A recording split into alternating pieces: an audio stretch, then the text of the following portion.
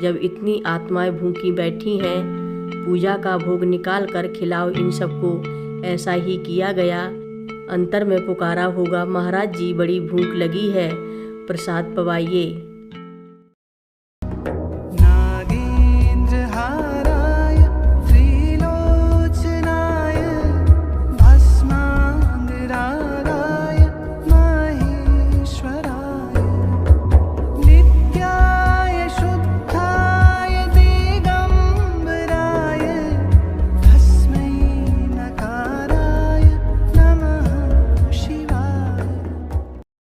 रक्षा सूत्र चैनल पर सभी भक्तों का स्वागत है। हम सभी भक्तों को महाराज जी की अद्भुत पावन कथाएं सुनाने जा रहे हैं। कृपया सभी भक्त ध्यान से सुने।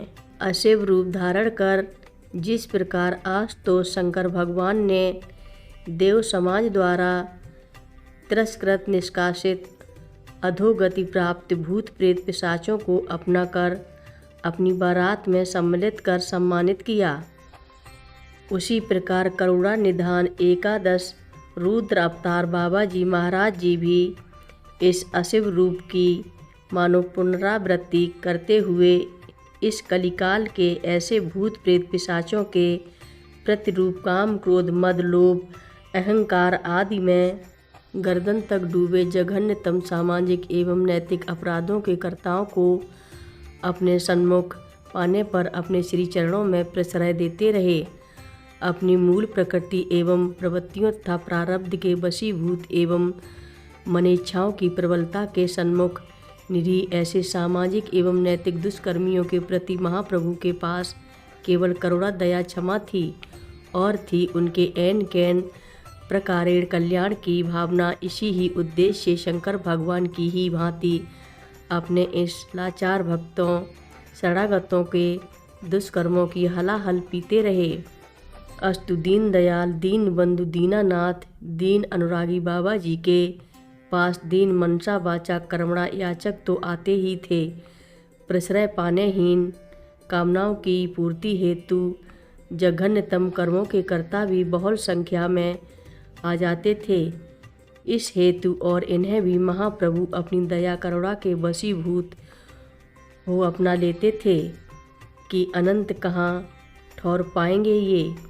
और ऐसों को भी दया निधान ने अपने श्री चरणों में केवल प्रश्रय ही नहीं दिया, वरन ऐसा कर उनकी असत प्रवृत्तियों में न्यूनता ला दी और साथ में उन्हें अपने दरबार में सम्मिलित कर मान सम्मान देते हुए उनमें धर्मार्थ परमार्थ कर्म करने की प्रवृत्ति भी उजागर कर दी, ताकि उनके खातों में भी कुछ तो जमा हो जाए भविष्य के लिए। ऐन कैन विधि दीने दान दिए कल्याण। परंतु इस सब के प्रतिकार स्वरूप बाबा जी महाराज को अपने लिए किसी से भी किसी भी प्रकार कोई अपेक्षा कभी भी नहीं रही, यहाँ तक कि अपने प्रवृत्ति कृतज्ञता अथवा आदर सम्मान की भी नहीं।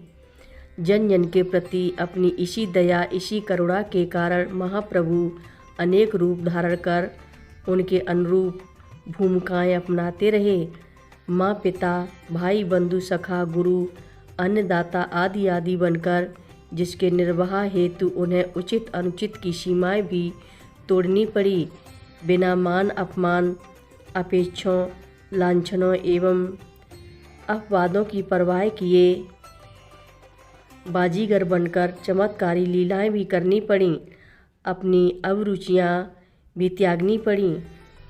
कहाँ तक ऐसे रूपों ऐसी लीलाओं को जो अनंत हैं पल पल होती रहती थी अंकित किया जा सकता है।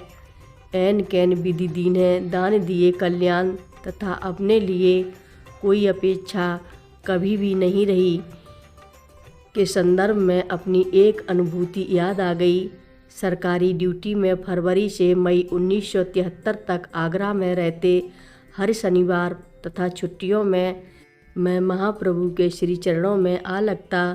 वृंदावन आश्रम में मैं देखता रहता कि अष्ट सिद्धि नवनिधि के दाता बाबा जी महाराज स्वयं कुछ समृद्ध जनों से कभी चीनी लाने भेजने को कहते, कभी गेहूँ आटा तो कभी लकड़ी चावल आदि। एक दिन उनकी इस बात से मन में बड़ा उद्वेलन हो उठा।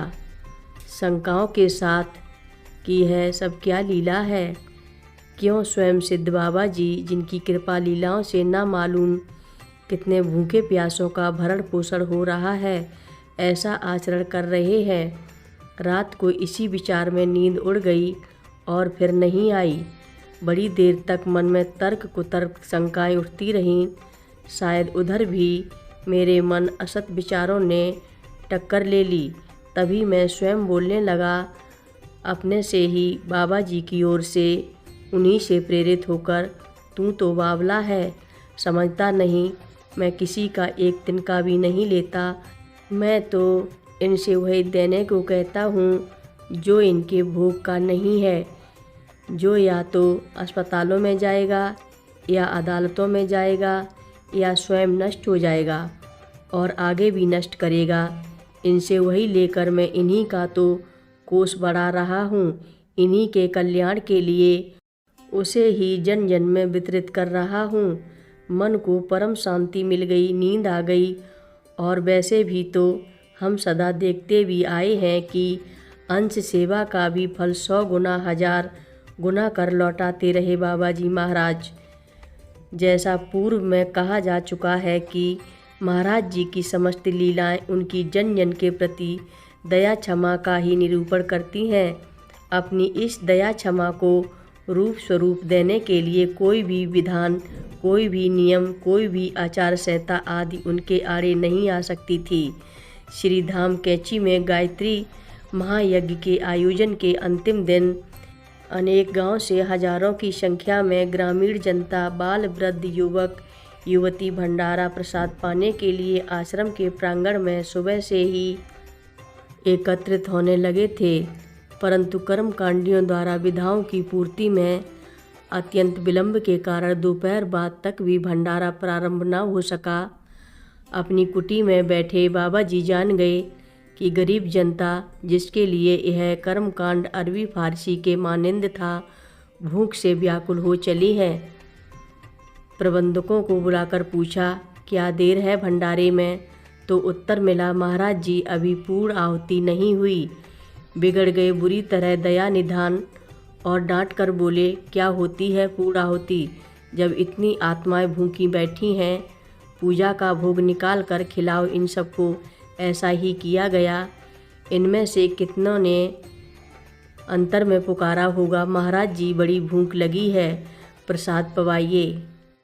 हर रोज़ महाराज जी की कथाएं सुनने के लिए रक्षा सूत्र चैनल को अवश्य सब्सक्राइब करें, शेयर करें और लाइक करें। घंटी बजाना ना भूलें। कमेंट बॉक्स में लिख भेजें, जय नीव करोरी बाबा जी महाराज।